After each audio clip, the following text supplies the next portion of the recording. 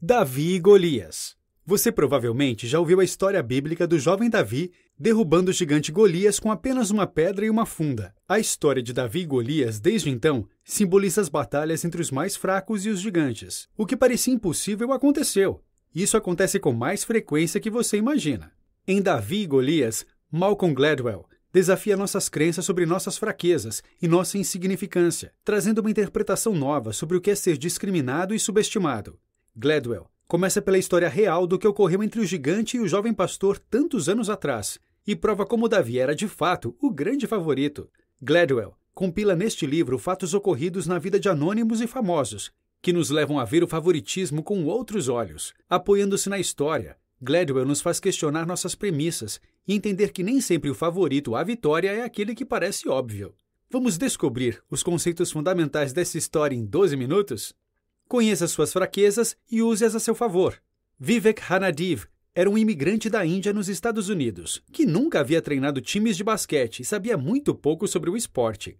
Ainda assim, ele aceitou um desafio: treinar o time de basquete feminino da sua filha na escola. Para conseguir superar este desafio, ele contou com um ex-jogador profissional chamado Roger Craig e sua filha Romitra, que já havia jogado basquete no colegial. Porém, algo especial aconteceu. A falta de conhecimento de Vivek sobre basquete deu ao time uma vantagem estratégica e permitiu que ganhasse o título de basquete colegial nacional naquele ano. Com uma visão de fora, ele entendeu as regras do jogo, mas não entendeu por que os times não eram capazes de se defender dos outros times quando a bola voltava para a quadra após uma cesta. Ele também sabia que seu time não era tão talentoso quanto os demais, e por isso não podia competir usando o jeito tradicional de jogar. Por isso, seu time marcava os oponentes de forma fechada, botando pressão sempre, tentando evitar que a bola voltasse para o campo de defesa. Essa tática é muito pouco convencional no basquete, e pessoas mais experientes no esporte a achavam estranha. Mas para o time de Vivek, a defesa forte e constante permitia que eles escondessem suas fraquezas. Com uma defesa forte, não importava se eles não tinham arremessadores fantásticos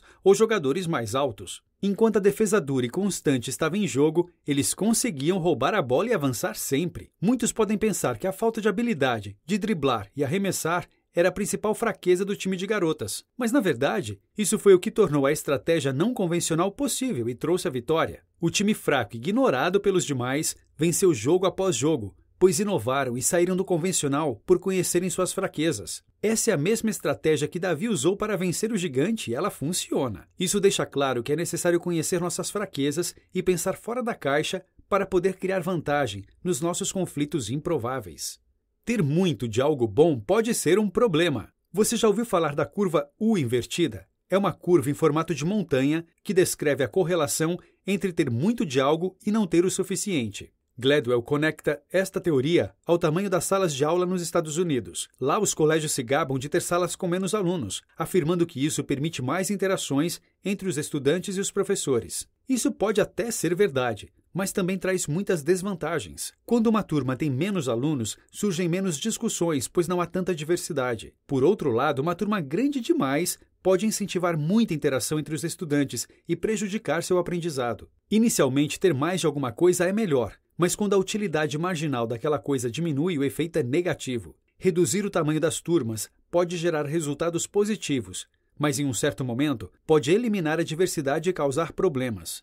Isso é demonstrado pela curva U invertida. Existe um ponto ótimo, um tamanho no qual a turma é mais eficiente em aprender. O mesmo vale para a riqueza. Dinheiro de mais ou de menos tem um impacto na felicidade das pessoas. Estudos provam que quando você tem dinheiro em demasia, pode ser desafiador criar seus filhos, pois se não existe algum tipo de escassez, o valor percebido das coisas diminui. Nos Estados Unidos, de acordo com uma pesquisa, o valor de $74 mil por ano tende a ser o ponto de equilíbrio. E se você tem rendimentos muito inferiores ou superiores a isso, tende a ser menos feliz.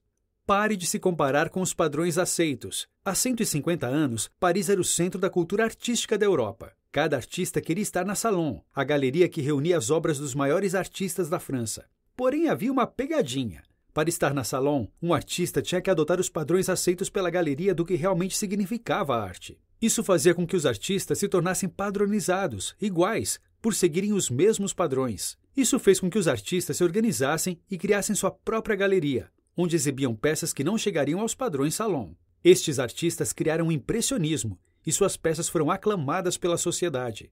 Se eles tivessem se conformado com os padrões Salon, nunca teriam se projetado. Outro exemplo interessante, a estudante Caroline Sachs era uma aluna acima da média e estava buscando uma universidade para cursar seus estudos superiores. Ela estava em dúvida entre duas universidades, uma renomada e outra menos conhecida. A maior parte dos alunos escolhia a universidade que tinha a melhor reputação, pois ela valorizava o currículo e daria a eles melhores chances de conseguir um bom emprego. O problema deste jeito de pensar é que se você vai para a melhor escola, com os melhores alunos, é mais difícil se destacar e você se torna só mais um peixe no oceano. Caroline escolheu a universidade mais renomada e imediatamente se tornou uma aluna medíocre, o que era algo novo para ela, que sempre tinha estado entre os melhores. Ela não soube lidar bem com isso, o que fez com que abandonasse a faculdade. Imagine como teria sido a vida dela se tivesse feito a escolha inversa. Será que ela seria uma aluna de destaque na universidade menor? Será que ela teria completado a faculdade? O ato de nos compararmos com os padrões amplamente aceitos prejudica nossa autoconfiança e nos impede de realizar todo o nosso potencial. É preciso encontrar um nicho onde você se destaca, apesar das suas fraquezas.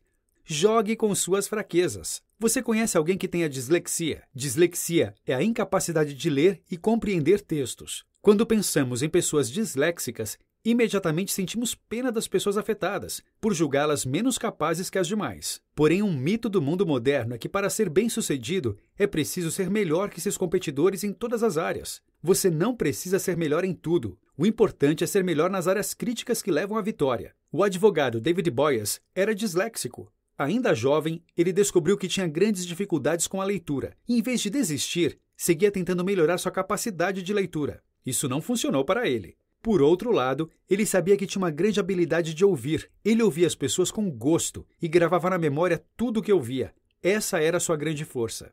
Ele era especial em reter o conhecimento que ouvia, e isso permitiu que fosse bem-sucedido. Várias pessoas com dislexia têm essa mesma qualidade e têm sucesso superando a dislexia dessa forma.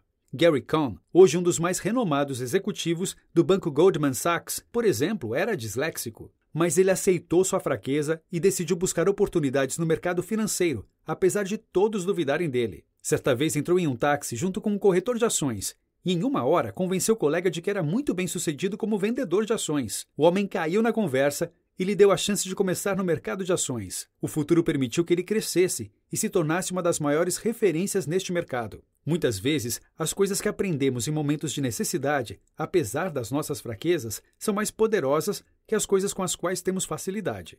A perseverança leva ao sucesso. Muitas vezes, coisas boas nascem de coisas ruins, porque as pessoas perseveram. Durante a Segunda Guerra Mundial, descobriu-se que 3 coisas poderiam ocorrer após bombardeios. Quando a bomba acerta, as pessoas naquela área morrem e o inimigo é neutralizado. Quando a bomba erra por pouco, as pessoas na área ficam assustadas, em choque, e ficam descrentes com relação ao futuro. Quando a bomba erra, as pessoas comemoram e ficam fortalecidas por não terem sido acertadas. No último caso, as pessoas se sentem invencíveis e aumentam sua confiança. Emil J. Freyreich, em sua vida, viveu uma situação similar em que a bomba errou feio e ele ficou mais forte. A vida para ele tinha sido difícil. Sua família havia perdido tudo com a Grande Depressão. Seu pai se suicidou e sua mãe tinha um subemprego para sustentar a família. Jay canalizou suas tristezas e frustrações para se tornar um médico. Ele perseverou rumo a um futuro improvável para alguém que tinha uma história tão difícil. Como médico, ele parecia um pouco rude e não tinha muita simpatia pelos pacientes e suas famílias. Trabalhando no Hospital do Câncer em Washington, ele era conhecido por adotar tratamentos incomuns e perigosos. Sua abordagem pouco convencional o tornou um dos mais bem-sucedidos médicos no tratamento da leucemia. Para Gladwell, é possível sair de cenários infernais e emergir mais forte e vencedor. Nada a perder, muito a ganhar. Em 1963, uma foto durante um protesto de estudantes negros em Birmingham começou um movimento. Nessa foto, pode-se ver um policial jogando um pastor alemão sobre um jovem estudante para atacá-lo. Essa história tem uma origem interessante. Wyatt T. Walker era um ativista mais radical que Martin Luther King. Por ser sempre subjugado pela sociedade, ele aprendeu a usar a sabedoria das ruas para sair de situações difíceis. Ele não era um rebelde por escolha, e sim por necessidade. Certa vez, Walker incitou seus companheiros de luta a marchar na cidade, mas muitas pessoas não compareceram. Ele adiou a marcha e mais pessoas vieram assistir. Aos poucos, as pessoas iam se acumulando para ver se haveria ou não marcha. Estes espectadores fizeram com que os jornais locais errassem na contagem dos protestantes e logo a marcha estava com destaque na mídia, o que fez com que cada vez mais pessoas viessem. Além disso, Walker colocava as crianças e estudantes na linha de frente para conseguir simpatia das pessoas. À medida que o número de manifestantes crescia, a polícia enviava policiais com cães para a manifestação, e assim foi tirada a famosa foto. Walker e o movimento dos direitos civis utilizaram esta foto para atrair simpatia à sua causa. De fato, ninguém aceitava que colocar crianças e estudantes na linha de frente contra policiais armados era a coisa certa a se fazer. Mas Walker usou o que tinha para conseguir a simpatia do público. Walker foi bem-sucedido usando métodos não convencionais e fazendo o que ninguém mais estava disposto a fazer. Na luta por direitos iguais, eles sabiam que já não tinham nada a perder, por isso tudo que viesse era lucro. Eles lutavam destemidos, enfrentavam o status quo e sempre se posicionavam com uma atitude baseada no tudo ou nada. Essa postura forçou a elite americana a reconsiderar os direitos civis e deu uma grande vitória à população rumo a um país mais igualitário. É preciso legitimidade para liderar. Para criar autoridade e ser ouvido, é preciso inspirar e gerar autoridade. Se uma pessoa busca se tornar um líder e vencer uma batalha, é preciso demonstrar respeito e conquistar a legitimidade das pessoas de forma autêntica. Para conquistar a legitimidade, é preciso entender os 3 pilares da obediência. As pessoas que são forçadas a obedecer uma autoridade precisam sentir que têm uma voz e que, se eles se manifestarem, serão ouvidos. A lei deve ser previsível, sempre deve haver uma expectativa de que as leis de amanhã serão as mesmas de hoje. A lei deve ser justa, ela não deve distinguir as pessoas umas das outras. As pessoas desobedecem àqueles que veem como inimigos, mas seguem felizes àqueles que percebem como pessoas humanas e justas. Usando estes princípios, líderes são capazes de criar movimentos que superam o status quo. Os limites da curva U invertida. Em 1992, a estudante de moda Kimber, filha de Mike Reynolds, faleceu em Los Angeles após um assalto violento. O pai, sensibilizado pela perda, prometeu que iria dedicar sua vida a evitar que esse tipo de coisa acontecesse com outras pessoas. Em menos de uma semana, ele reuniu dezenas de pessoas no seu jardim e conversaram sobre a causa daquilo. Para eles, a violência surgia, pois as penas para quem descumpria a lei eram brandas. Isso fez com que eles criassem a lei das 3 chances. Se alguém era condenado pela segunda vez, deveria ter a sentença dobrada para este crime. Caso o crime ocorresse uma terceira vez, a pessoa seria condenada a um mínimo de 25 anos na cadeia. Essa ideia foi aprovada e se tornou uma lei, o que fez com que a criminalidade na cidade caísse 36%. Por outro lado, surgiram controvérsias em relação a ela. Por exemplo, se alguém comete 2 crimes graves, endireita sua vida, e depois de alguns anos comete um deslize na sua terceira vez, como roubar uma pizza, essa pessoa merece ficar 25 anos na cadeia? Essa é uma ilustração da clássica curva U invertida. Até que ponto ter leis mais rígidas ajudam a melhorar a sociedade? A curva U deve ter limites claros, parando no ponto ótimo para alcançar o bem comum. Ela ilustra que mais nem sempre é melhor. Algumas políticas podem ser positivas e gerar grande valor para a sociedade, mas é preciso ter cuidado ao criar este tipo de regra. Novas regras podem chegar a um ponto onde os benefícios param e a situação piora. Acreditar ter poder não te dá poder. Em dezembro de 1940, a França foi dominada pela Alemanha na Segunda Guerra Mundial, e os alemães criaram um novo governo na cidade de Vichy. Esse governo era liderado por Philippe Pétain, que respeitava as ordens alemãs, caçando os judeus e enviando-os para os campos de concentração. Nem todas as cidades ao redor seguiam as mesmas regras. A exemplo da cidade de Le Chambon. Tudo começou com o pastor André Trocmé, que se rebelou contra tudo que o Estado alemão impunha. Ele dizia a todos que ouviam suas palavras no culto para não respeitar e não viver de acordo com as regras alemãs em relação aos judeus. Enquanto Pétain caçava os judeus, Trocmé os encontrava dando-lhes abrigo e segurança. Pétain ficou furioso e enviou uma pessoa para ensinar as novas leis em todas as cidades próximas. Quando o enviado chegou a Le Chambon, encontrou uma cidade cheia de raiva e ódio contra tudo o que ele ensinava. Um grupo de estudantes entregou-lhe uma carta em que diziam que havia judeus em sua cidade e que o governo não iria levá-los. Por anos, a população francesa teve que esconder judeus e criar documentos falsos para que eles não fossem capturados pelos nazistas. Trocmé não recuou e foi preso. Ele só seria libertado se assinasse um contrato dizendo que adotaria todas as regras do governo alemão. Ele decidiu não aceitar e continuou insubordinando-se ao governo e rejeitando sua autoridade, arriscando sua vida e sua liberdade. A população de Le Chambon seguiu sem respeitar a autoridade nazista. Por quê? Por um simples motivo. Le Chambon era uma cidade populada por descendentes da população protestante original da França, e muitas vezes as pessoas tentaram expulsar este grupo do país. Seus ancestrais enfrentaram a Igreja Católica e foram perseguidos violentamente. Pelo fato de estas pessoas terem sido tão acostumadas à violência na cidade, não tiveram medo de desafiar os nazistas e sequer sentiam medo. Para eles, os poderosos não eram tão poderosos assim, e os mais fracos não eram tão fracos assim. Ser poderoso não é sobre ser grande e amedrontador. Os gigantes tentam provar seu poder atacando os mais fracos para esconder sua fraqueza e falta de autoconfiança. Entender a diferença entre as pessoas que acreditam ter poder e aquelas que realmente têm poder é o que realmente importa.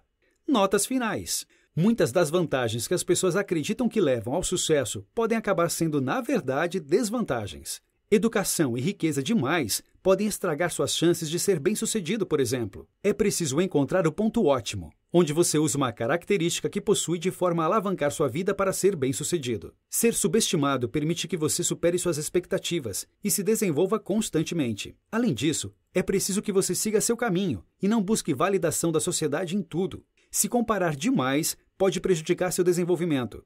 Identifique seus pontos fortes e suas fraquezas e use-os para criar seu nicho. Ninguém é perfeito, e você é capaz de mudar o seu destino se entender exatamente como usar suas desvantagens a seu favor. Dica do 12 Minutos. Gostou do microbook Davi e Golias? Temos vários outros títulos de Malcolm Gladwell aqui no 12 Minutos. Não deixe de conferir os microbooks O Ponto da Virada e Blink.